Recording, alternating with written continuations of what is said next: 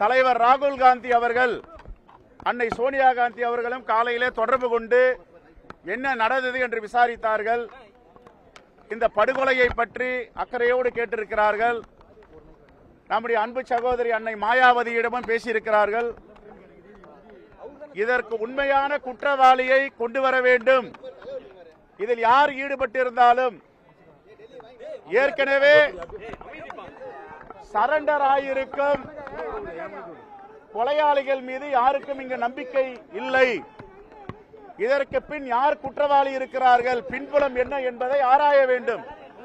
உண்மையான குற்றவாளிகளை நாட்டிற்கு தெரியப்படுத்த வேண்டும்.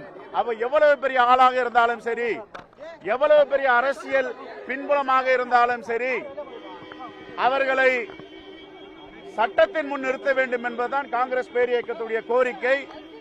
இரண்டாவதாக, அவருடைய உடலை அவருடைய வீட்டுக்கு எடுத்து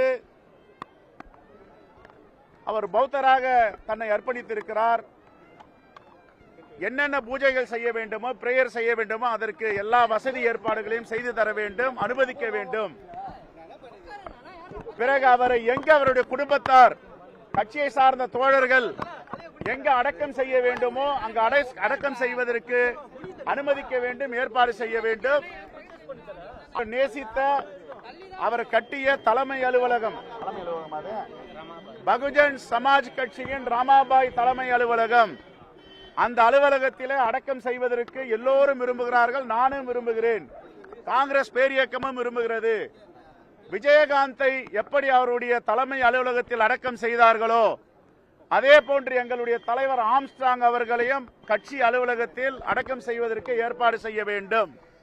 இதுதான் மாண்புமிகு முதலமைச்சருக்கும் தமிழ்நாடு அரசிற்கும் காங்கிரஸ் பேரியக்கத்தின் சார்பாக இந்த வேண்டுகோளை வைக்கிறோம்.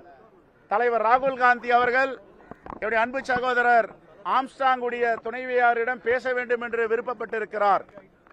என்னுடைய ஆழ்ந்த இரங்கலை தெரிவிங்கள் என்று சொல்லியிருக்கிறார். காலையிலிருந்து தொடர்பு கொண்டு யாரும் அங்கே தொடர்பு கொள்ள முடியாத நிலையில் எப்படியாவது பேச வேண்டும் என்று விரும்புகிறார். அவரை பேச வைக்க இருக்கிறோம்.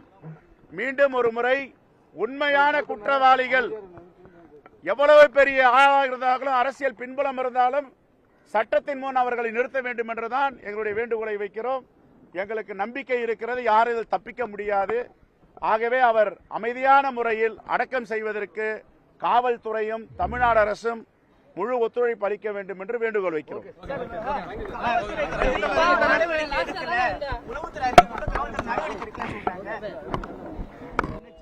அவர்கிட்ட யாருக்கும் நெருங்க முடியாதுங்க.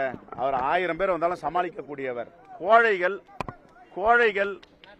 கோழைகள் பின்புறமாக வந்து அவரை தாக்கி இருக்கிறார்கள். நேரடியாக வந்தால் அவர் யாரும் சமாளிக்க முடியாது. அவருக்கு எல்லா பயிற்சியும் எடுத்தவர். யாரும் அவ்வளவு இணையாக அவரிடம் நெருங்க முடியாது. கோழைகள் தான் இப்படி பின்புறமாக வந்து புறமுதுகிட்டு தாக்கிவிட்டு ஓடுவார்கள். அப்படித்தான் அந்த கோழைகளை பார்க்கிறோம். இந்த கோழைகள் பின்னால் யார் இருக்கிறார்கள் என்பதை அடையாளப்படுத்த வேண்டும்.